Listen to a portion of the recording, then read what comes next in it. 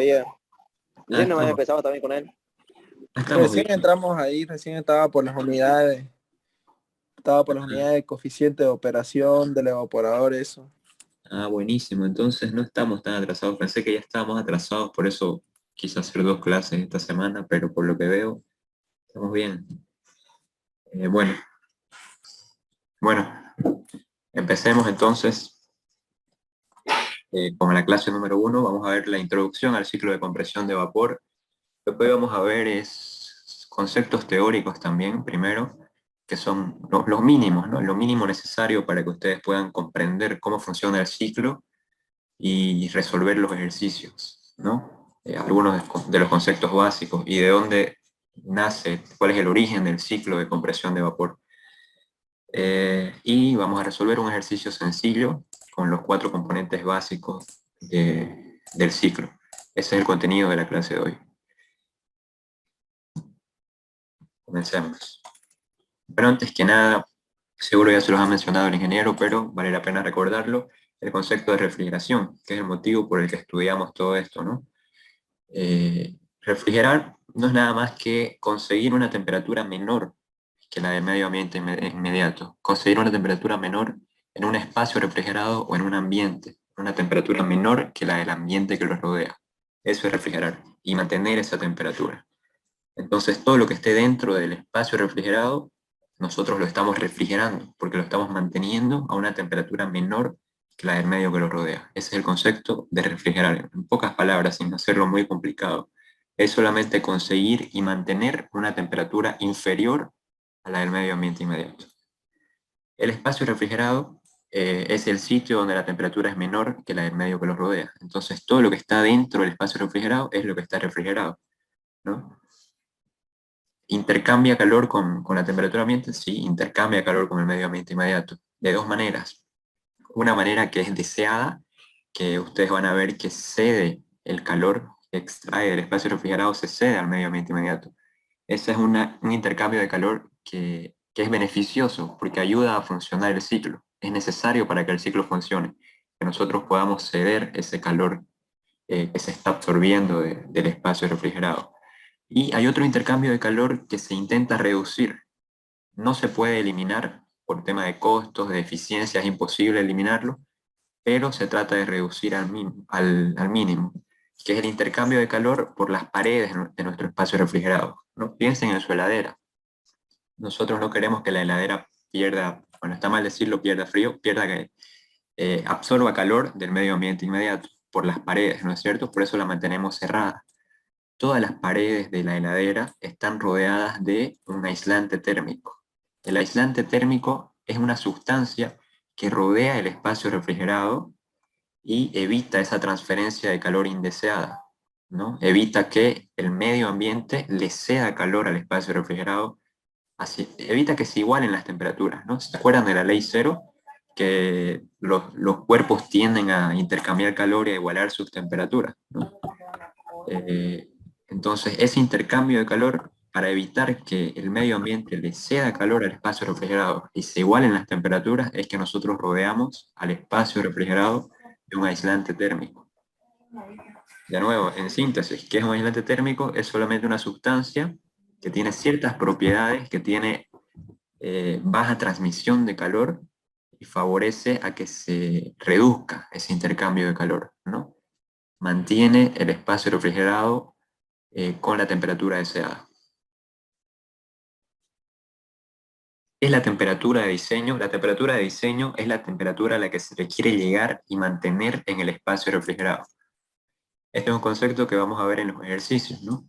Vamos a ver en algunos enunciados que dice la temperatura de diseño es tanto. Entonces es importante que sepamos qué es temperatura de diseño.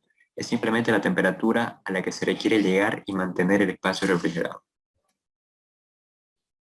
Bien, el concepto de refrigerante es un medio de transmisión de calor que absorbe calor al evaporarse a baja temperatura y lo cede al condensarse a alta temperatura. Ese es el concepto de refrigerante, pero para entenderlo mejor, podemos decir que el refrigerante es como nuestro medio de transporte, nuestro mensajero dentro del ciclo de refrigeración. ¿Por qué digo esto? Porque el refrigerante es el que se encarga de absorber calor a través del evaporador y cederlo a través del condensador al medio ambiente inmediato. ¿Absorbe calor? ¿De dónde absorbe calor? Del espacio refrigerado, para mantenerlo a menor temperatura. ¿A dónde lo cede? Al medio ambiente inmediato. No hay dónde más, ¿no? Entonces, ¿qué es el refrigerante? Es ese medio de transmisión de calor que circula por nuestro ciclo y cumple la función de absorber calor y luego cederlo cambiando de fase. Ya vamos a ver cómo pasa por cada componente cambiando de fase para mantener en funcionamiento el ciclo. Entonces, el concepto de refrigerante es otro concepto importante. Existen tres tipos de refrigerantes según el estado en que los manejemos, ¿no? Hay varias clasificaciones de refrigerantes. Esta es una, según el estado. Sólido, puede ser líquido o puede ser gaseoso. Si es sólido, cambia de temperatura y cambia de fase. Piensen en el hielo. ¿Qué pasa con el hielo? Ustedes pueden ocupar hielo en un termo. ¿Cambia de temperatura? Sí, cambia de temperatura porque, bueno, se pone en contacto con una sustancia más caliente, intercambia de temperatura, la enfría, ¿no? Y cambia de fase, pasa de sólido a líquido. El refrigerante líquido también tiene la capacidad de cambiar de temperatura y cambiar de fase. Generalmente usamos este tipo de refrigerante. Y el refrigerante gaseoso, en estado gaseoso, cambia de temperatura, pero no puede cambiar de fase. Recordemos que los gases, recordemos la diferencia entre vapor y gas, ¿no? De termodinámica. Un gas es un vapor altamente recalentado y un vapor puede cambiar de fase más fácilmente que un gas porque está más cerca de las condiciones de presión y temperatura que lo hacen cambiar de fase. Un gas no, porque es un vapor altamente recalentado, ¿no? Es más difícil obtener ese cambio. Entonces, en nuestros refrigerantes, el estado gaseoso puede cambiar de temperatura, pero no puede cambiar de fase. Un refrigerante en estado gaseoso. ¿Por qué no nos conviene usar un refrigerante gaseoso? Porque el mayor intercambio de calor, esta es una pregunta del ingeniero también, el mayor intercambio de calor se da durante el cambio de fase. En un momento lo vamos a demostrar por qué, pero es importante que sepan eso. El mayor intercambio de calor se da durante el cambio de fase, no durante el cambio de temperatura. Es por eso que nosotros usamos un refrigerante líquido. ¿Por qué un líquido? ¿Por qué un refrigerante líquido y no un sólido? Bueno, porque el refrigerante sólido tiene que ser constantemente cambiada la carga de refrigerante. Si usamos refrigerantes sólidos, ¿no es cierto? Si usamos hielo, una vez cambia de fase, se vuelve estado líquido, cambia de temperatura, tenemos que volver a cargar nuestro termo con hielo, ¿no es cierto? Cuando usamos refrigerante líquido, no, nosotros no estamos todo el tiempo cargando de refrigerante a la heladera. Funciona como un ciclo, cambia de fase y es capaz de absorber y ceder calor sin necesidad de estar constantemente cambiando la carga de refrigerante. Entonces, esas son las ventajas del refrigerante líquido. Es capaz de cambiar de fase y no es necesario estar cambiando la carga de refrigerante constantemente. Por eso es que usamos refrigerante líquido. Algunos de los métodos de refrigeración en el libro están mejor explicados, pero así a grandes rasgos. Tenemos la elevación de la temperatura de un refrigerante. Es el primero que menciona el libro. El cambio de calor bueno, este cambio de calor se da por contacto directo generalmente, ¿no? Piensen, por ejemplo, en un vaso con agua fría y ustedes lo mezclan con agua caliente. El refrigerante vendría a ser el vaso con agua fría y la sustancia a enfriar sería, a refrigerar sería el agua caliente, ¿no es cierto? Entonces hay ese intercambio de calor por variación de temperatura, elevación de la temperatura del refrigerante. Es lo que se conoce como calor sensible, ¿no? Y el cambio de fase vendría a ser el calor latente, y bueno, tenemos los que ya mencionamos, el cambio de sólido a líquido, que es el caso del hielo. Ya mencionamos que la desventaja es que tenemos que estar constantemente cambiando la carga de refrigerante, ¿no? Entonces eso eleva el costo y lo hace técnicamente difícil de mantener, ¿no? Hay problemas técnicos y de costos. Y otra desventaja es la incapacidad del hielo de enfriar más allá de 0 grados centígrados, ¿no? Tenemos la sublimación, que es el caso del hielo seco. Cuando usamos hielo seco se resuelve el problema de la eliminación de la carga de refrigerante. Tenemos que cargarlo de nuevo con hielo seco, pero ya no tenemos que descargar el líquido que en este caso se genera, ¿no? En este caso, como pasa directamente a estado gaseoso, de sólido a gaseoso, simplemente el vapor de agua pasa a la atmósfera. Pero no se resuelve el problema de estar cargando constantemente refrigerante. Ese es el uso del hielo seco, que es el dióxido de carbono, ¿no? Bajo ciertas condiciones. Y por último, el que usamos en nuestro ciclo de compresión de vapor, que es el cambio de líquido a vapor y de vapor a líquido, ¿no? Esto se conoce como calor latente de vaporización, el calor que se pone en juego en este tipo de cambio de fase, de intercambio de calor. Ese es el cambio de fase que vamos a usar en el ciclo, el de vapor a líquido, de líquido a vapor. Y bueno, también tenemos como un método de refrigeración la expansión de un líquido. Este método no tiene mucha utilidad. ¿Por qué? Porque no tiene gran capacidad de refrigeración. Se puede explicar en este diagrama. Miren el diagrama, temperatura, entropía, esta es nuestra campana, ¿no es cierto? Esta es la línea de líquido saturado, aquí está el punto crítico, la línea de vapor saturado, todo lo que está dentro de la campana es mezcla, ¿no? Recordando de termodinámica un poco. Ahora, ubiquémonos en el punto 1. Estamos en el punto 1, perdón. Tenemos un líquido en el punto 1. Queremos que refrigere, ¿no? Para eso vamos a hacer que se expanda. ¿Qué quiere decir que se expanda? Que reduzca la presión, ¿no? Se tiene que reducir la presión para que se dé la expansión. Vamos a hacer que esa expansión se dé sin cambio de fase. Sin cambio de fase, veamos, la línea de temperatura está acá. Estamos en el punto 1, expandimos, bajamos la presión. Estas son las líneas de presiones, estas de acá. Bajamos la presión del punto 1 al punto 2. Vemos cuál es el cambio de temperatura, es solamente esta diferencia, ¿no? Entre el punto 1 y el punto 2. Está cambiando la presión, pero no está cambiando la fase, sigue siendo líquido subenfriado. Ahora, veamos qué pasa cuando ese mismo líquido hacemos que se expanda hasta la misma presión, pero con cambio de fase. Partamos en la misma presión, pero como líquido saturado seco. Es esa la temperatura. Hacemos que se expanda hasta la misma presión anterior. Se expandería hasta aquí. Esta es la línea de presión, ¿no es cierto? Se expandería desde este punto hasta la zona de mezcla. Está cambiando de fase, se está expandiendo y está cambiando de fase. ¿Ven la diferencia de temperatura que se está generando ahora cuando hay cambio de fase? Es mucho mayor, ¿no? Y eso que el gráfico no está a escala, pero se puede ver que la diferencia es mucho mayor.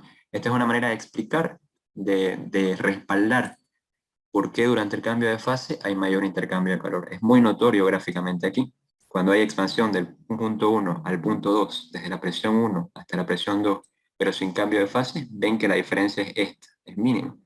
Cuando se da la misma expansión con cambio de fase, la diferencia de temperatura que está reflejada en esta línea es mucho mayor. Bien. Ahora recordemos el ciclo de Carnot, ¿no? Primero recordemos el concepto de ciclo. ¿Qué era un ciclo? Simplemente es una serie de procesos, ¿no? Serie de procesos termodinámicos cuyo estado final es el mismo que el inicial. Es decir, si nuestro ciclo inicia luego de este intercambiador de calor, va a volver en algún momento a ese punto y va a volver a iniciar, en teoría, infinitas veces, ¿no? Eso es un ciclo. Recordemos a grandes rasgos cómo funciona el ciclo de Carnot. No vamos a entrar en detalles, ya más o menos lo conocen de termodinámica, me imagino, pero a grandes rasgos, ¿cómo funcionaba el ciclo de Carnot? El ciclo de Carnot absorbía calor de una fuente caliente, absorbe calor de una fuente caliente, genera trabajo moviendo una turbina gracias a ese calor que está absorbiendo, transforma energía calorífica en energía mecánica, ¿no? Esa es lo que hace el ciclo de Carnot. Absorbe calor, genera trabajo, cede ese calor excedente a un foco frío y bueno, en teoría usa un compresor para volver a comprimir nuestro fluido y poder volver a utilizarlo. Sabemos que el ciclo de Carnot no tiene aplicación práctica, ¿no? Es un ciclo teórico, no se puede llevar al uso práctico porque tiene algunas limitaciones. Para eso, para aprovechar el ciclo de Carnot, se hicieron algunas modificaciones y surgió el ciclo de Rankine, ¿no? Que lo que hace, en teoría, básicamente es cambiar el compresor por la bomba. ¿Por qué? Porque el compresor no funciona bien cuando hay mezclas, cuando hay líquido y vapor. Y nosotros usamos una bomba y hacemos que ese líquido, que esa sustancia ingrese en fase solamente líquida. Pero eso es el ciclo de Rankine. ¿Cuál es la importancia del ciclo de Carnot? En nuestros estudios de refrigeración, aquí se da el origen de la refrigeración también, al igual que el origen de las máquinas que producen trabajo mecánico. Porque nosotros comenzamos estudiando el ciclo inverso de Carnot. El ciclo inverso de Carnot tiene los mismos componentes, pero tiene otra función. El ciclo de Carnot, la función del ciclo de Carnot era producir trabajo mecánico, aprovechar la energía calorífica para generar energía mecánica. El ciclo inverso de Carnot lo que hace es absorber calor de un foco frío y cederlo a un foco caliente. Y eso es refrigerar, ¿no es cierto? Entonces aquí inician nuestros estudios en el ciclo de compresión de vapor, nuestros estudios de refrigeración. Aquí así se consigue la refrigeración, absorbiendo calor de un foco frío y cediéndolo a un foco caliente. Este es el ciclo inverso de Carnot, tiene los mismos componentes, pero otra función. Este sería el gráfico temperatura-entropía. ¿Y cómo funciona más o menos? Bueno, digamos, este es nuestro estado 1, nuestro refrigerante, que es el que circula por el circuito, se comprime. Al comprimirse se va a calentar, ese calor excedente que se genera se va a ceder a través del condensador al foco caliente, va a cambiar de fase nuevamente, va a pasar a estado líquido en la misma presión, pero en otro estado, como líquido saturado seco. Así va a ingresar a la turbina, y bueno, la turbina en este caso lo que hace es suministrar el trabajo al compresor, en teoría. Este ciclo, al igual que el ciclo de estándar de Carnot, nunca pudo llevarse a aplicación práctica. ¿Por qué? Por los mismos problemas. Por los problemas que se generan en la turbina al funcionar con mezcla, y en el compresor también se generan los mismos problemas al funcionar con mezcla.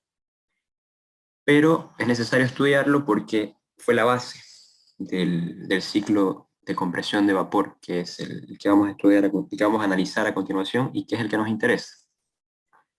¿Qué es lo que nos interesa rescatar de acá? A grandes rasgos, cómo funciona el ciclo. Ya lo expliqué. Se comprime el refrigerante, cede calor, cambia de fase, sale como líquido saturado seco, genera trabajo con la turbina, ese trabajo generado se suministra al compresor. En teoría este ciclo es autosuficiente, ¿no? En teoría, genera el trabajo que consume. Y aquí es donde se produce la refrigeración en el evaporador, donde se absorbe calor del foco frío. Para que este ciclo inverso de Carnot tenga aplicación práctica, fue necesario hacerle algunas modificaciones, específicamente dos modificaciones cruciales para hacer que pueda funcionar. Esto tienen que saberlo. ¿Cuáles son las dos modificaciones que se hacen al ciclo inverso de Carnot para que pueda tener aplicación práctica? Son las siguientes. La primera, llevar el estado 1, en este caso lo llamamos estado 1, de mezcla a vapor saturado seco. Es decir, alimentar el compresor solamente con vapor, ya no con mezcla de líquido y vapor. ¿Por qué? Porque el líquido daña al compresor. El líquido daña las válvulas del compresor, el líquido reduce la eficiencia del compresor y, bueno, principalmente son las dos causas por las que se lleva hasta la línea de líquido. Para alargar la vida útil del compresor, el líquido arrastra el lubricante del compresor, lo que hace que el desgaste sea más acelerado, ¿no? Es por eso que no conviene alimentar un compresor con mezcla de líquido y vapor. Conviene solamente alimentarlo con vapor. Esa fue la primera modificación que se hizo. Alimentar al compresor solamente con vapor. Nuestro diagrama quedaría así. Este es nuestro diagrama del ciclo inverso de Carnot. Ven que el punto 1 está en la zona de mezcla. Estamos alimentando al compresor con una mezcla de líquido y vapor. Y este sería nuestro diagrama con la modificación alimentando solo al compresor con vapor saturado seco. Es necesario hacer esta modificación, fue necesario.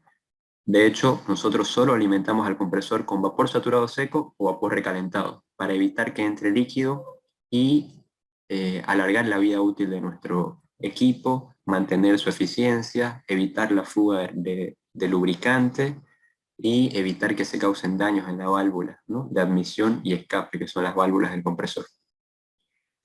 ¿Qué pasó al hacer esta modificación? Al hacer esta modificación se produce un recalentamiento extra. Este triángulo que está marcado acá se llama triángulo de recalentamiento, y esa área que está sombreada representa un trabajo extra que debe hacer el compresor para poder recalentar el vapor. Recordemos que, ¿qué consume más energía? ¿Comprimir una mezcla o comprimir un vapor? Comprimir un vapor, ¿no? Consume más energía, y eso está acá en evidencia en el gráfico. Ese triángulo simboliza energía extra que debe gastar nuestro compresor para poder comprimir hasta valga la redundancia, hasta la presión deseada. Pero ese trabajo extra que se hace, que reduce la eficiencia del sistema en general, es necesario y está totalmente justificado. ¿Por qué? Porque así evitamos que se dañe el compresor, suministrando solo vapor. Así evitamos que dure más, que funcione mejor, que el lubricante no salga del compresor, que no se dañen las válvulas, y bueno, esos son los principales daños que causa la entrada de líquido, ¿no?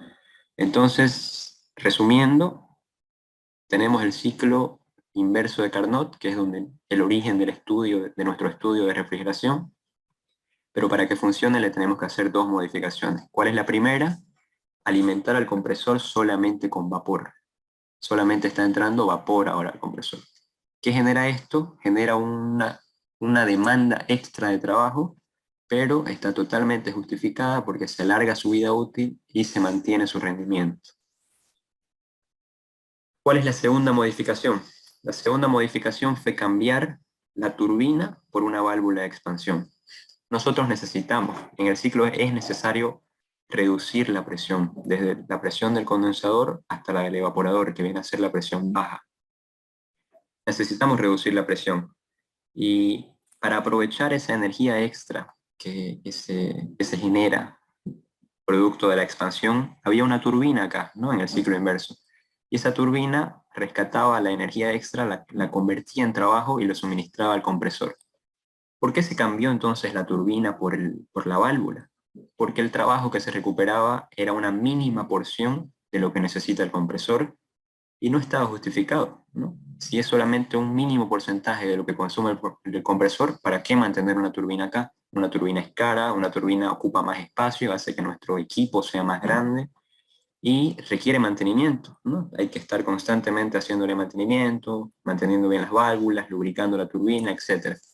Entonces, por un tema económico y de mejor funcionamiento, se utiliza una válvula de expansión para reducir la presión y no una turbina, porque el trabajo que se recuperaba era solamente un mínimo porcentaje de lo que consume el ciclo. No justificaba tener una turbina por los problemas técnicos y económicos que representaba. Entonces, pero seguía siendo necesario reducir la presión. Eso se solucionó con una válvula. Esa es la segunda modificación que se hace: cambiar la turbina por una válvula.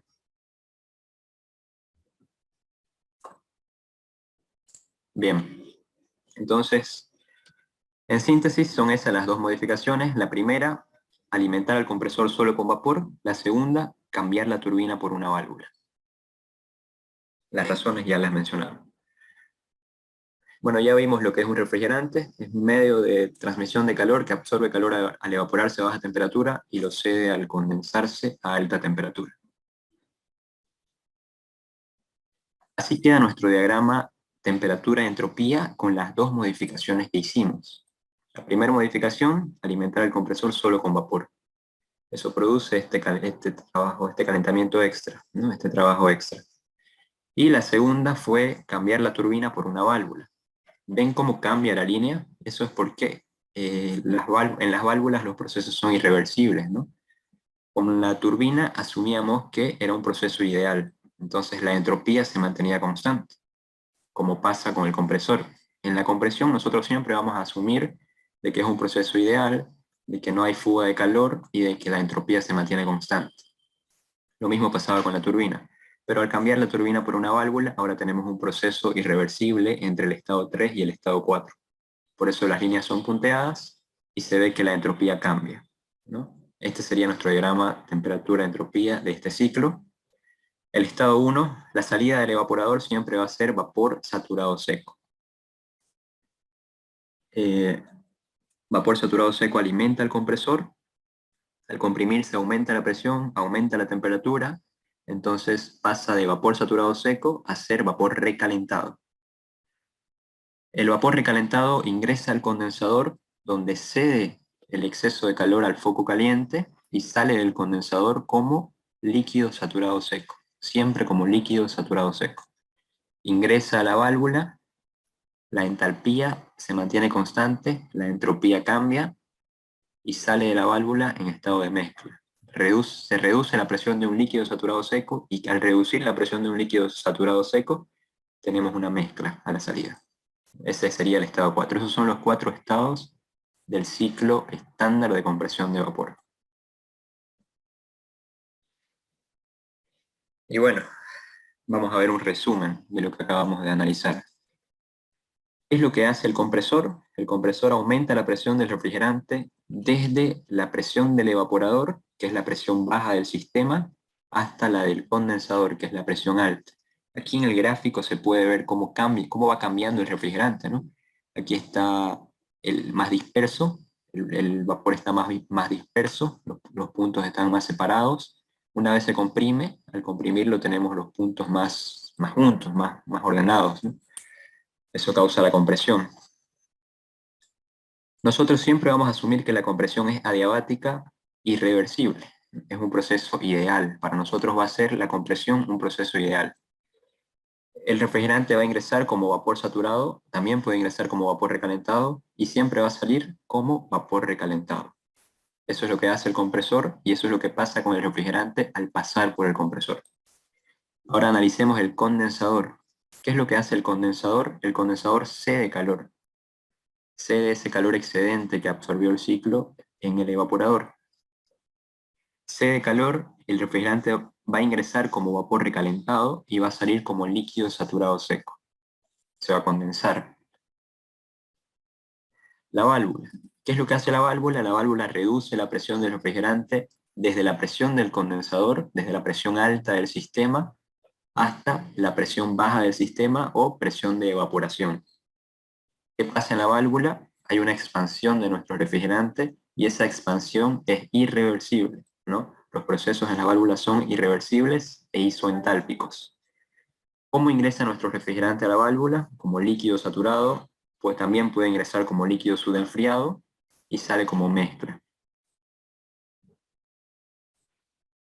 ¿Qué es lo que hace el evaporador? El evaporador absorbe calor. Aquí se produce la refrigeración en el evaporador. Esa es la función útil. Ahí pasa la función útil de nuestro ciclo, ¿no? En el evaporador. Los demás componentes funcionan o hacen que sea posible esa absorción de calor, ayudan a que sea posible. Pero aquí pasa, aquí en el evaporador está ese intercambio de calor que es nuestro objetivo, ¿no? La refrigeración, absorber ese calor excedente de algún ambiente. Eso sucede en el evaporador. Y el refrigerante va a ingresar como una mezcla o como líquido y sale como vapor saturado seco. Ese es el resumen de los 4 componentes del ciclo estándar de compresión de vapor y algunos de sus conceptos básicos, ¿no? Importantes. Bien, ahora vamos a hacer un balance de energía para cada componente. Comencemos con el compresor. Vamos a hacer de cuenta de que el compresor está funcionando independientemente, o sea, estamos separándolo del resto. Esta es nuestra frontera termodinámica, solo estamos analizando el compresor. Hacemos el balance de energía para el compresor. ¿Qué dijimos del compresor? Que no intercambia calor, ¿no? Bueno, los cambios de energía cinética potencial son despreciables para nosotros. El compresor no intercambia calor, entonces nuestro balance queda así. El trabajo de compresión es igual a la diferencia entre la entalpía de entrada y la entalpía de salida. Hagamos lo mismo para el condensador. Balance de energía, aplicamos la primera ley de termodinámica. ¿Qué pasa en el condensador? En el condensador estamos cediendo calor, ¿no? Entonces sí hay intercambio de calor, pero no hay trabajo. Los cambios de energía cinética potencial también los despreciamos y nuestro balance queda simplemente así. Intercambio de calor es igual a la entalpía de salida menos la entalpía de entrada. Ahora analicemos la válvula. ¿Qué pasa en la válvula? Estamos solo analizando la válvula. En la válvula no hay intercambio de calor, tampoco hay trabajo, y despreciamos los cambios de energía cinética y potencial. Nuestro balance queda así. Las válvulas dijimos que son isoentálpicas, entonces lo que significa que la entalpía 3 va a ser igual a la entalpía 4, ¿no? Analizando este ciclo. La entalpía de entrada va a ser igual a la entalpía de salida. Así quedaría el balance para la válvula. Y por último, el balance en el evaporador, que es donde sucede la refrigeración. Esa es nuestra frontera. Analizamos solo el evaporador, aplicamos la primera ley, no hay trabajo, y despreciamos los cambios de energía cinética y potencial. El balance queda así. Intercambio de calor es igual a la entalpía de salida menos la entalpía de entrada. Ese es el intercambio de calor que se da en el evaporador, y esto se conoce como efecto refrigerante.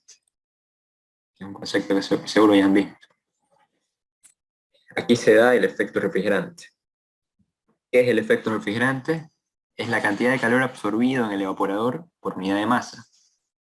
Es la capacidad que tiene el refrigerante de absorber calor, ¿no? Y es igual a la entalpía de salida menos la entalpía de entrada, como ya vimos con el balance. Igual a la entalpía de salida menos la de entrada. Sus unidades son kilocalorías sobre kilogramo.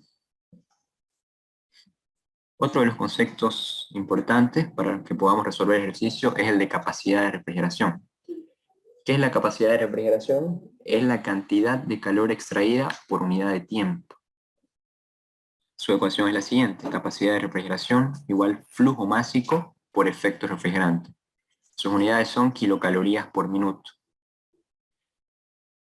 ¿Cuál es la diferencia? Puede ser una pregunta, ¿no? ¿Cuál es la diferencia entre efecto refrigerante y capacidad de refrigeración? Bueno, ya vemos, vamos al concepto. Efecto refrigerante, cantidad de calor absorbido por unidad de masa. Capacidad de refrigeración, cantidad de calor extraída por unidad de tiempo. Por el concepto de trabajo, ¿no? Recordando un poco, es la cantidad de energía que se debe suministrar al compresor para que se eleve la presión del refrigerante. Ya vimos en el balance que el único componente en el que hay trabajo es en el compresor. Y bueno, sus unidades también son kilocalorías sobre kilogramo. La potencia es la energía suministrada al compresor por unidad de tiempo. Esa es su ecuación, flujo másico por trabajo de compresión. Sus unidades son kilocalorías por minuto. Si se corta, volvemos a entrar. Y por último, un concepto muy importante es el de coeficiente de operación. ¿Qué es el coeficiente de operación?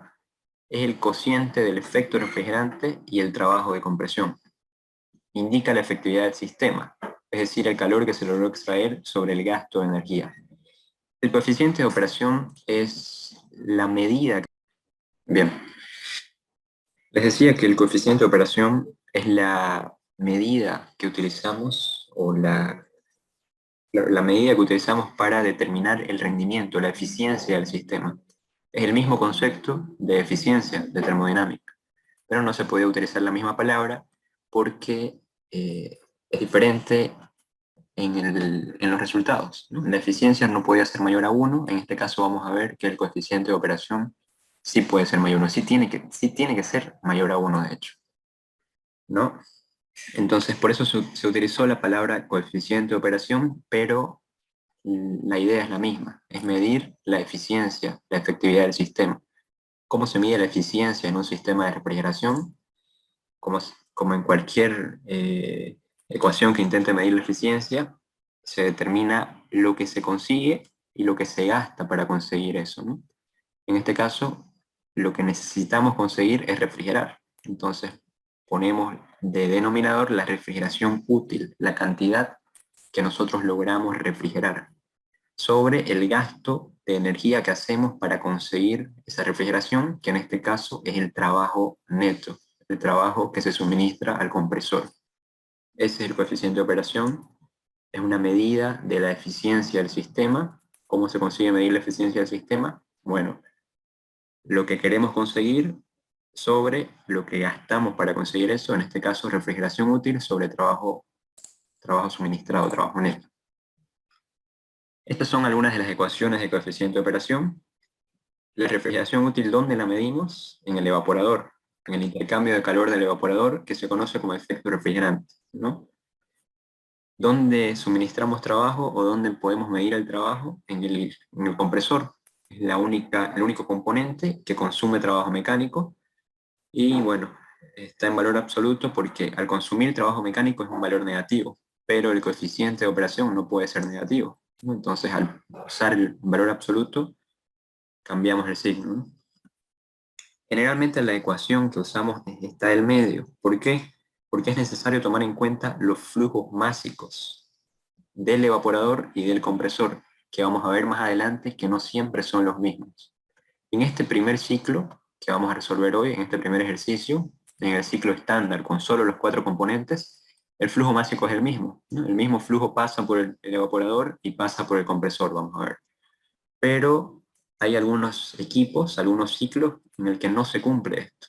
El mismo flujo másico no pasa por el evaporador y por el compresor. Entonces es necesario que estén considerados, que estén contemplados en la ecuación que mide la eficiencia, los flujos másicos de cada componente, ¿no? En este caso el evaporador y el compresor. Esta ecuación del medio es la que generalmente usamos para determinar el coeficiente de operación. Obviamente si el flujo másico es el mismo se va a simplificar, ¿no? Bien, recordamos un poco cómo se hace un diagrama presión-entalpía, que es el que vamos a usar de aquí en adelante para graficar todos nuestros ciclos. Vamos a usar el diagrama presión-entalpía. ¿Por qué? Porque la entalpía es la métrica de energía que usamos, ¿no? En todos los componentes vamos a medir la energía en función a la entalpía, ¿no? Vamos a hacer vamos a obtener el efecto refrigerante gracias a la entalpía. ¿Por qué? Porque hicimos un balance en el evaporador como si fuera un sistema abierto, ¿no? Entonces, en el efecto refrigerante ocupamos entalpía. En el trabajo de compresión ocupamos entalpía. Entonces, por eso se hizo necesario usar un diagrama en el que se vean los cambios de entalpía. Por eso usamos diagrama presión-entalpía, porque aquí se ve gráficamente cualquier cambio de entalpía que hay en el ciclo. Bien, recordando un poco cómo se construye este diagrama, es una campana un poco achatada, como pueden ver. Y bueno, las líneas son sí, las mismas. Aquí está el punto crítico. Esta línea es la del líquido saturado seco. Esta es la de vapor saturado seco. A la derecha de la línea de vapor saturado seco está la zona de vapor recalentado. A la izquierda de la línea de líquido saturado seco tenemos los líquidos subenfriados. Y dentro de la campana está la zona de mezcla. La línea de temperatura constante es esta, como se puede ver acá, descendente y, bueno, para los cambios de presión en líquido subenfriado y en vapor recalentado. Y como siempre en la zona de mezcla, recordemos que la presión y la temperatura no son independientes, son dependientes. Si conocemos la temperatura de un estado de mezcla, automáticamente entrando a la tabla podemos conocer la presión, ¿no? Son dependientes en zona de mezcla, por eso aquí la línea es recta, ¿no? La línea de entropía es un poco inclinada, la línea de volumen constante es más inclinada, similar pero más inclinada, y bueno, esas son las principales líneas de este diagrama presión-entalpía, que es el que vamos a usar para graficar todos los ciclos que analicemos.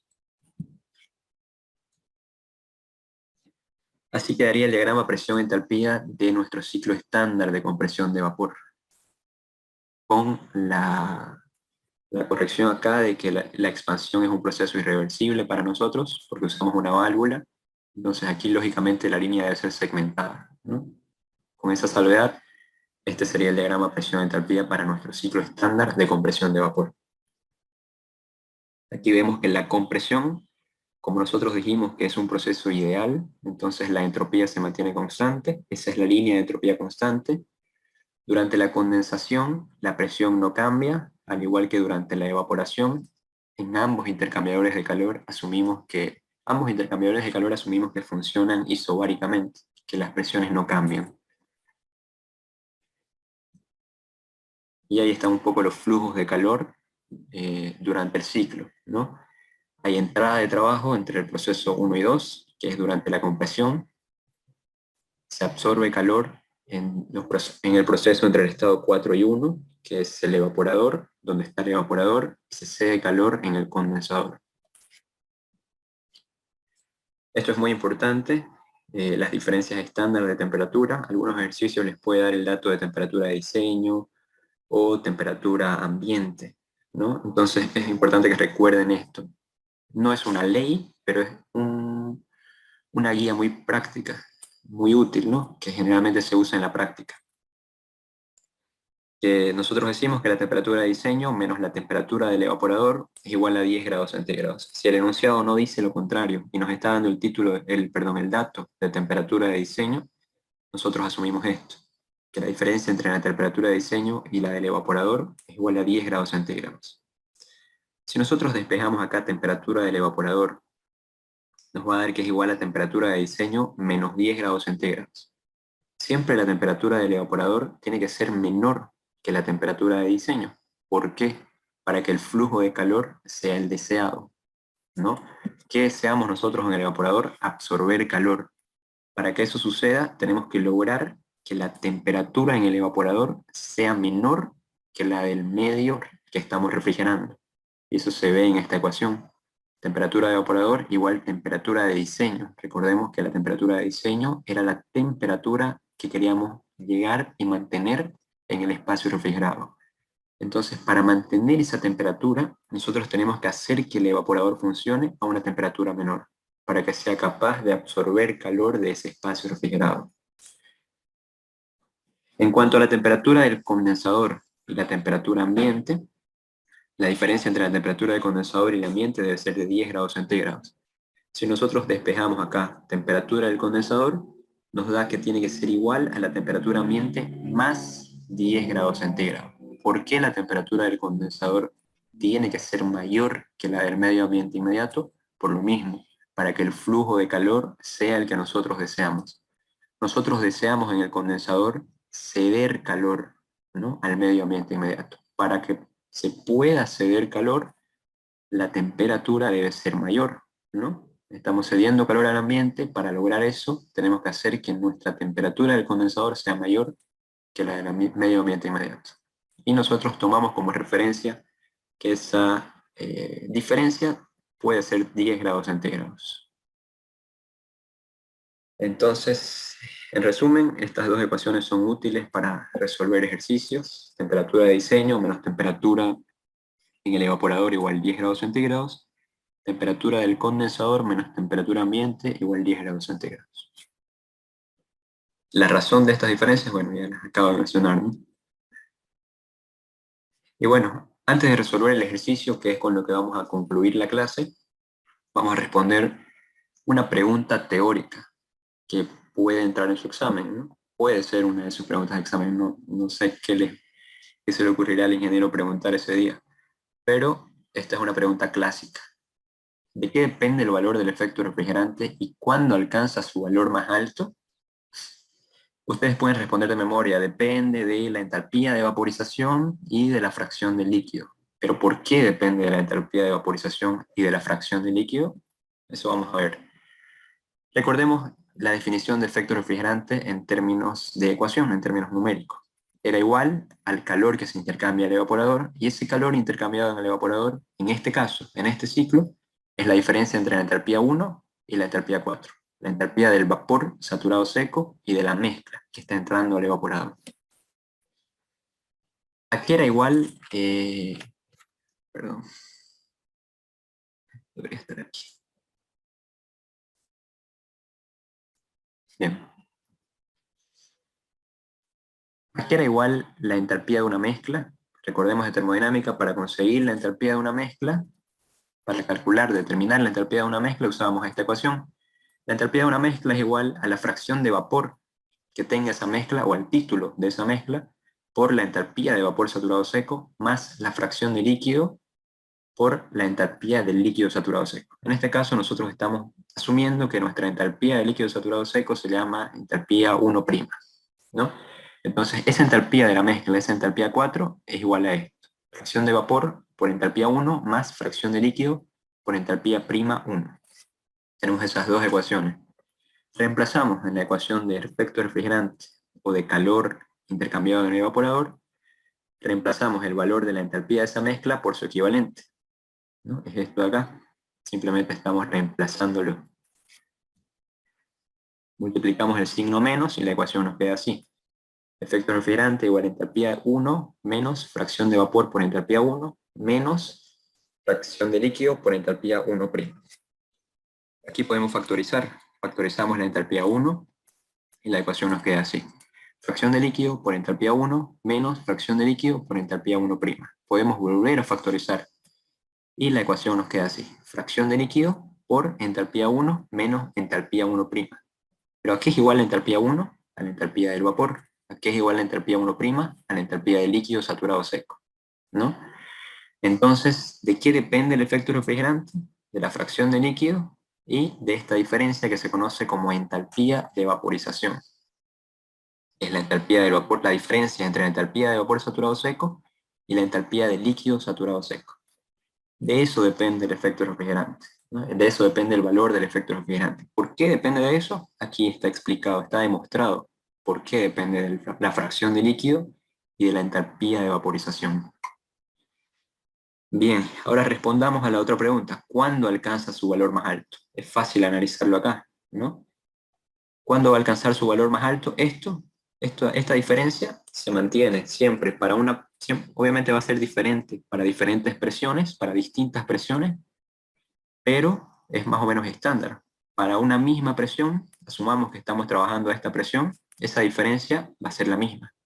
La de vapor saturado seco y la de líquido saturado seco va a ser la misma, ¿no? La diferencia entre los valores de la tabla. Entonces, ¿cuándo alcanza su valor más alto? Cuando solamente está entrando líquido a nuestro evaporador. ¿Por qué? Porque esta diferencia se va a hacer 1, ¿no? La fracción, si solamente entra líquido, la fracción de vapor, es decir, X, va a ser 0. Entonces simplemente va a quedar 1 y el efecto refrigerante va a ser igual a la entalpía de vaporización, que es el valor máximo de refrigeración que podemos alcanzar para una determinada presión. Entonces ya respondimos una pregunta clásica, una pregunta teórica de qué depende el valor del efecto refrigerante y cuándo alcanza su valor más alto. Depende de la fracción de líquido y la entalpía de vaporización, y alcanza su valor más alto cuando solamente entra líquido, porque esta diferencia se va a hacer 0.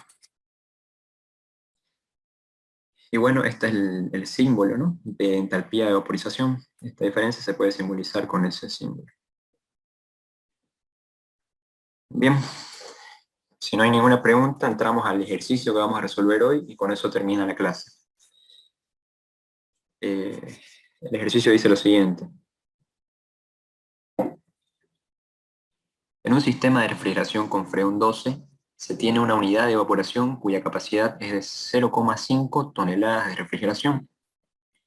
La temperatura de diseño es de 3,5 grados centígrados, la presión de condensación es de 10, nos pide determinar la cantidad de refrigerante que circula por el sistema, es decir, el flujo másico, y el coeficiente de operación. Este es nuestro diagrama para este ciclo, es un ciclo estándar de compresión con los 4 componentes clásicos. Ese sería el diagrama, es el que ya vimos: presión, entalpía, el estado 1, la salida del evaporador, siempre va a ser vapor saturado seco. Al comprimirse pasa a ser vapor recalentado. Esta es una línea de entropía constante, porque para nosotros la compresión es isoentrópica. Una vez sale del compresor, ingresa al condensador, donde cede calor a presión constante y sale del condensador en el estado 3, siempre como líquido saturado seco. Una vez sale del condensador, ingresa a la válvula, se expande, se reduce la presión desde la presión alta del sistema hasta la presión baja, es decir, de la presión del condensador a la presión del evaporador. Al pasar por la válvula, al expandirse, se da un proceso irreversible e isoentálpico, ¿no? La entalpía se mantiene constante. Ingresa al evaporador en estado de mezcla, absorbe calor, es decir, se calienta nuevamente, y sale como vapor saturado seco, y con eso se cierra el ciclo. Bien, ahora analicemos el enunciado. ¿Qué datos nos da el enunciado? Nos da el dato de temperatura de diseño. Para el estado 1 nos está diciendo que la temperatura de diseño es de 3,5. Eso lo vamos a usar para el estado 1 porque recordamos la equivalencia, ¿no? Temperatura de diseño menos temperatura del evaporador igual 10 grados centígrados.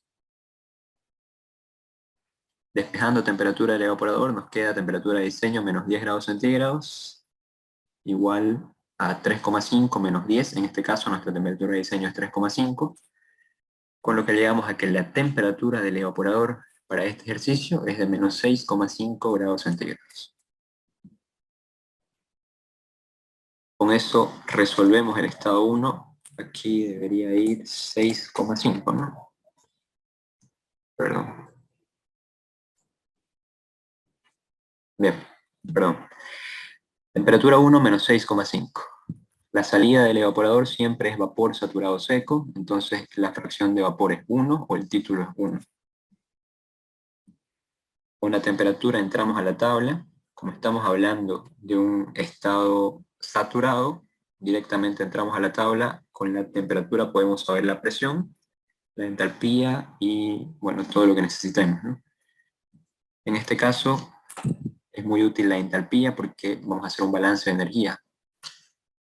Entramos a la tabla con la temperatura y leemos la entalpía del vapor saturado seco, porque tenemos un vapor saturado seco. Directamente es 44,10. La entropía en este caso es útil, ¿por qué? Porque el estado 1 ingresa al compresor. En el compresor la entropía se mantiene constante. Entonces esta entropía se va a repetir en el estado 2. Y por último podemos leer la presión. Sabemos que en estados de mezcla o en estados de saturación, la presión y la temperatura son dependientes. Conocemos la temperatura, podemos leer directamente la presión de la tabla. Es 2,51. Esa es la presión baja del sistema, la presión a la que funciona el evaporador. Bien, eso es todo lo que nos interesa saber del estado 1. Lo más importante, la entalpía. Ahora vamos al estado 2. El estado 2 es un estado de vapor recalentado. Tenemos dos maneras de definir ese estado. La primera es más larga, un poco más tediosa, les va a tomar tiempo y el tiempo es limitado en el examen, pero es más precisa, interpolar, ¿no? Con la tabla de freón recalentado pueden interpolar. Nosotros vamos a usar directamente un diagrama presión-entalpía para hallar los estados de recalentamiento, porque es más fácil, pero al ser un método gráfico perdemos cierta precisión, ¿no? Bien, ¿qué conocemos del estado 2? El estado 2 conocemos su entropía, porque el proceso en el compresor es isoentrópico, y conocemos la presión. El enunciado nos está diciendo que la presión de condensación es de 10. ¿Cuál es la presión de condensación? Es la presión de salida del compresor. Es la misma para el 2 y el 3, para el estado 2 y 3. Entonces, lo que les decía, nosotros vamos a usar un diagrama presión-entalpía para resolver los estados de recalentamiento. Pueden interpolar, pero tienen que hacer una interpolación doble. ¿Por qué? Porque las presiones que hay en las tablas de recalentamiento son escasas, ¿no? Y hay mucha diferencia entre una y otra. Generalmente tienen que hacer una interpolación doble y les va a tomar mucho tiempo. Mejor es directamente que usen el diagrama. ¿Cómo se usa este diagrama? Tenemos que ubicar los dos estados y leer la entalpía. Aquí está la línea de presión y aquí está la línea de entalpía. Aquí se puede ver la campana. Esta es la línea de vapor saturado seco. Aquí está el punto crítico y la línea de líquido saturado seco.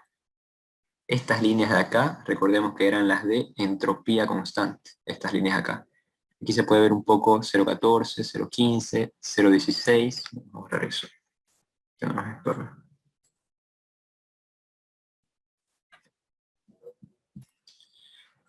Aquí se puede ver los valores de entropía, 0,15, 0,16, 0,17, 0,18, etc. Esos son los valores de entropía constante, estas líneas acá. Aquí está la línea de vapor saturado seco. Bien, ¿cómo usamos este diagrama? Tenemos que ubicar el estado que está ingresando al compresor, en este caso es el estado 1. Este es el valor de la presión de 2, y aquí está el valor de la presión 3. Entonces nuestra presión del estado 1 era 2,5, está entre esos dos valores. Trazamos una línea para guiarnos hasta el punto de vapor saturado seco. Ahí está el estado 1, es un vapor saturado seco. En este punto, donde se intersecta la línea de vapor saturado seco y el de la presión de 2,5. Ya ubicamos el estado 1. Ahora tenemos que trazar una línea de entropía constante.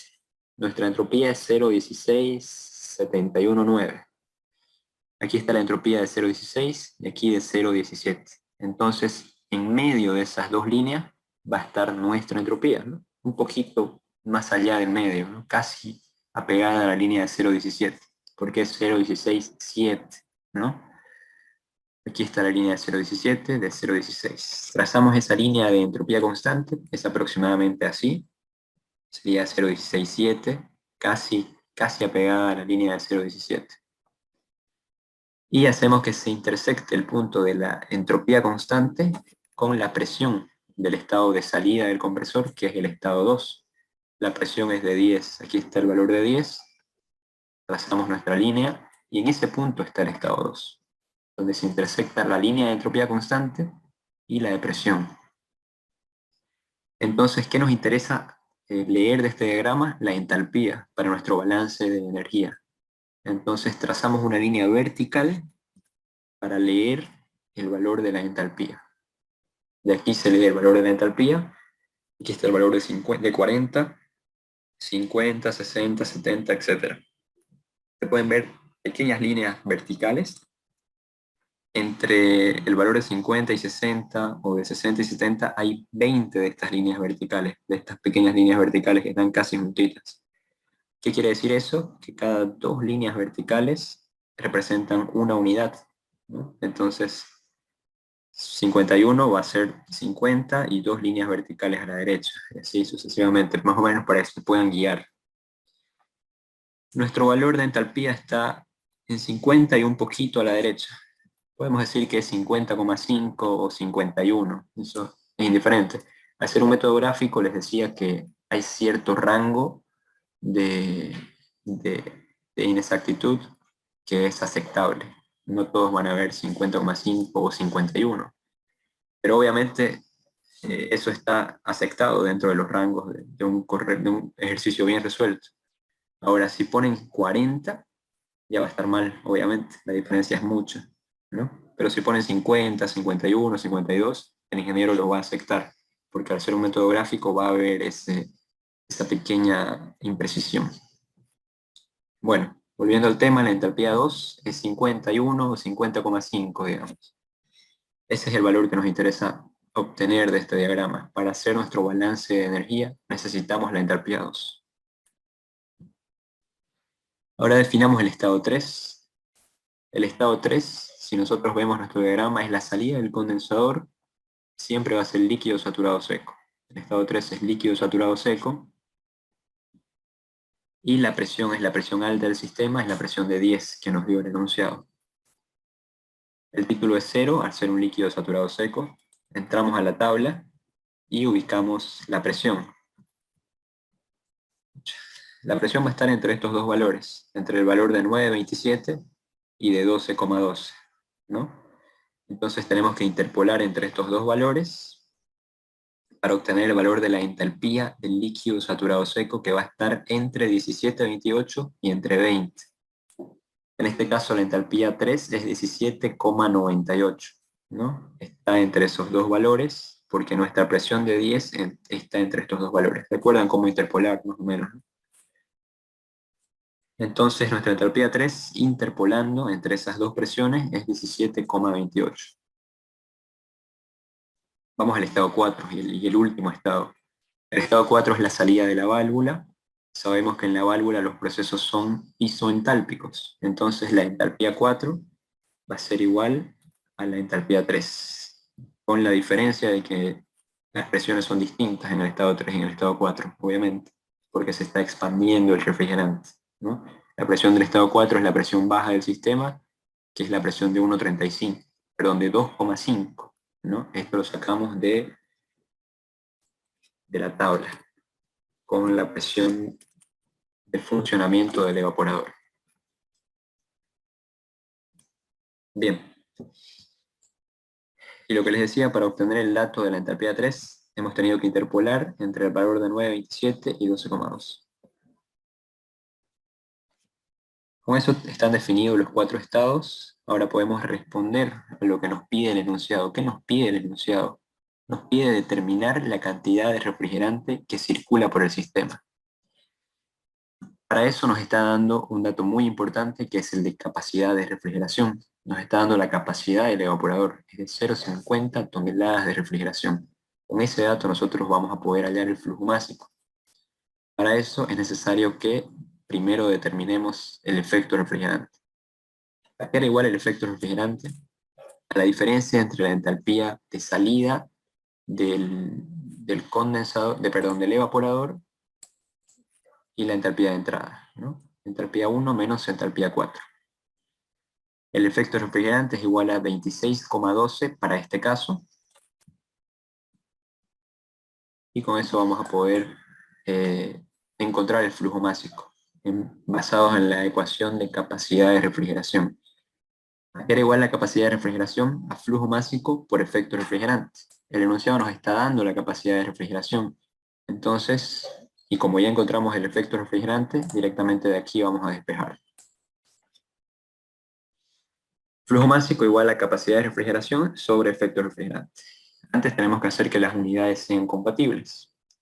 ¿A qué equivale una tonelada de refrigeración? A 50,4 kilocalorías por minuto, ¿no? Ese es nuestro factor para las unidades. Entonces 0,5, que es nuestra capacidad de refrigeración, por ese factor para nuestras unidades. Ahora sí, nuestras unidades son compatibles, lo dividimos entre el efecto refrigerante, que está en kilocalorías por kilogramo, y obtenemos el valor del flujo másico, que es igual a 0,9648 kilogramos por minuto. Esa es la cantidad de refrigerante que circula por el sistema, 0,9648 kilogramos por minuto. Por último, nos pide determinar el coeficiente de operación. Para eso es necesario calcular el trabajo de compresión. El trabajo de compresión es igual a la entalpía de entrada menos la entalpía de salida, 44,1 menos 50,5. Esto sale del balance que hicimos en el compresor, ¿no? Entonces el trabajo de compresión va a ser igual a menos 6,4 kilocalorías por kilogramo. Está bien que sea negativo porque estamos consumiendo trabajo mecánico, no estamos generando trabajo mecánico. Bien, entonces el coeficiente de operación para este caso es 4,08. No tiene unidades, recordemos eso, ¿no? Porque indica rendimiento, eficiencia simplemente. Con eso queda resuelto el ejercicio de hoy. Y con eso terminamos la primera clase.